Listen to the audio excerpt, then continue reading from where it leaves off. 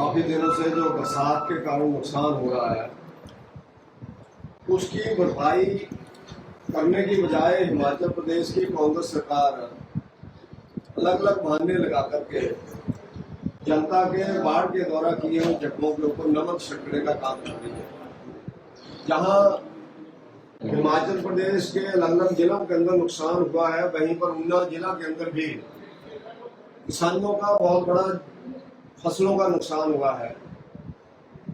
गौशाला लोगों की गिर गई है, मकान अनेकों लोगों के गिर गए हैं, सड़कें टूट गई हैं सारी। लेकिन उन सड़कों के ऊपर जो स्लिप आए हैं, जो मिट्टी आ गई है, जो पहाड़ी गिरी है, उस पहाड़ी को साफ करने के लिए भी सरकार के पास जेसीबी की कोई व्यवस्था नहीं है, लेबर की कोई व्यवस्था नहीं है। और उसके साथ साथ जिन लोगों का नुकसान हुआ, अभी तक के अनेकों घरों से ऐसा बार बार मैसेज आते हैं, फोन आते हैं कि हमारे घर तक पटवारी भी नहीं आया हमारे नुकसान का जायजा लेने के लिए।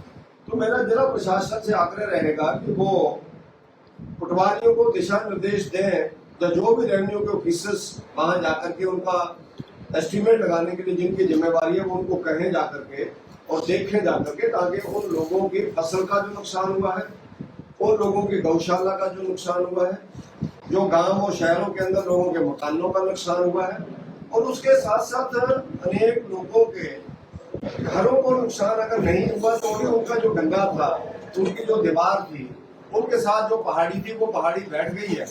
अगर उसको आने वाले टाइम में डंगा नहीं लगाया जाता है, पहाड़ी को संभाला नहीं जाता है प्रशासन के द्वारा, वहां पर पंचायत को या नगर निगम के एरिया में पैसा नहीं दिया जाता है, या नगर परिषदों में पैसा नहीं दिया जाता है, तो मुझे लगता है कि अगर ये बरसात इसी तरह चलती रही तो लोगों के मकान गिर जाएंगे। ऐसी स्थिति पिछले कल मैंने ऊना शहर के गलुआ मोहल्ला के अंदर भी देखी।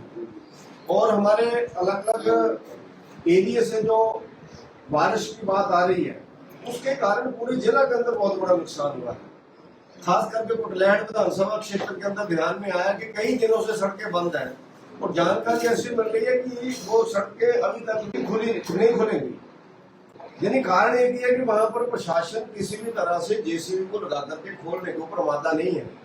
प्रशासन को खुद वहां जाना पड़ेगा, एसडीएम, तहसीलदार, इससे ऊपर के अधिकारी जितने भी हैं, उन सब लोगों को खुद मोर्चा संभालना पड़ेगा, तब जाकर के ऊना के अंदर इस आपदा को हम लोग कंट्रोल कर सकते हैं।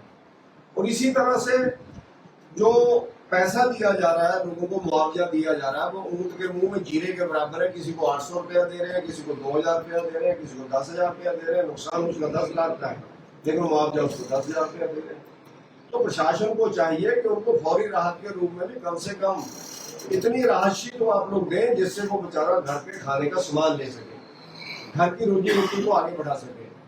तो इस प्रशासन के माध्यम से मैं सरकार को आगाह करना चाहता हूं कि वो इसके ऊपर ध्यान दें, और हमारे जिला के जो कांग्रेस के बड़े लीडर्स हैं उन लोगों को भी ध्यान देना चाहिए कि किस तरह से ऊना के अंदर नुकसान हुआ है। और ऊना के अंदर जहां बाढ़ ने तबाही मचाई हुई है, वहां पर गुंडागर्दी ने भी तबाही मचाई हुई है। आपके सामने ही लगभग 2 महीने पहले एक युवा की बसाड़ गांव के अंदर गोली मार करके हत्या कर दी गई, और उसके साथ अभी बड़ौदिया खुर्द के अंदर शराब माफियाओं ने इकट्ठे होकर के आदमी की कनपटी के ऊपर पिस्टल रख दिया। और पिस्टल रखने के बाद मुझे बड़ी हैरानी हुई कि अनेकों ऐसे लोग हैं जो उन लोगों का सहयोग करने पे आमादा है।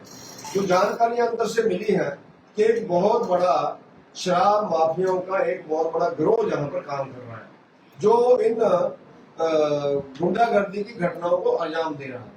तो मेरा जहां प्रशासन से आग्रह है कि ऐसी घटनाओं को सख्ती से निपटें, इनके ऊपर तुरंत कार्रवाई करें।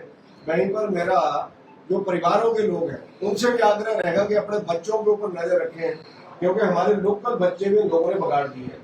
लोकल बच्चों को भी साथ लेकर के जाते हैं। बसाड़ की घटना में भी ध्यान में आया था, और ऊना की घटना में भी ध्यान में आ रहा है कि जहाँ बाहरी लोग इसमें इन्वॉल्व है, वहीं पर ऊना के युवाओं को भी इन्होंने कहीं ना कहीं ऐसे मकड़ जाल में फंसा दिया है। जो लोग नशा बेचने में सक्रिय रहते हैं, जो लोग 2 नंबर के अन्य काम करने में सक्रिय रहते हैं, उनका बहुत बड़ा जाल ऊना शहर के अंदर और ऊना जिला के अंदर बनता जा रहा है, जिसके कारण गुंडागर्दी की घटनाएं इस बोर्ड एरिया के ऊपर बार बार हो रही है। इन बातों से हमने विधानसभा सत्र के दिनों में मैंने माननीय मुख्यमंत्री सुखविंदर सिंह सुक्खू जी से भी बात की।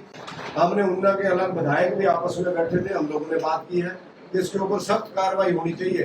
अगर प्रशासन ढीला रहेगा, अगर प्रशासन के ऊपर पूरी पकड़ अगर गवर्नमेंट नहीं रखेगी और उनको सख्ती करने के लिए नहीं बोलेगी, तो मैं ये मान करके चलता हूँ कि ऊना माफिया और गुंडागर्दी के लोगों का अड्डा बन करके रह जाएगा, जो आने वाले समय में संभालना हम सब के लिए मुश्किल हो जाएगा। इसलिए सब लोग अच्छा काम करें। युवाओं से भी मेरा आग्रह है कि ऐसे माफियाओं से दूर रहें और ऐसे नेताओं से भी दूर रहें जो अपने तत्कालिक लाभ के लिए, राजनीतिक लाभ के लिए उनको बिगाड़ने की कोशिश करते हैं, उनको अनैतिक कामों के अंदर धकेलते हैं। तो ऐसे अनैतिक कामों का जनता भी विरोध करे और लोग भी विरोध करें, और उसके साथ साथ नेता लोग भी इस जिला को स्वच्छ रखने के लिए सहयोग करें और प्रशासन सख्त कार्रवाई करे, गवर्नमेंट इसके ऊपर कड़ा रुख अपनाए, ऐसा मेरा सरकार से आग्रह है। सतपाल जी, पूर्व विधायक का कहना है कि उनकी गाड़ी में शराब की पेटियां। हमसे जुड़े रहने के लिए हमारे YouTube चैनल को सब्सक्राइब करें और नई वीडियो की नोटिफिकेशन के लिए बेल आइकॉन को दबाएं। अगर आप ये वीडियो Facebook पर देख रहे हैं तो लाइक जरूर करें और ज्यादा से ज्यादा शेयर करें। इसी तरह के और भी अपडेट्स के लिए फॉलो करें हमारा Instagram पेज himachal.ke।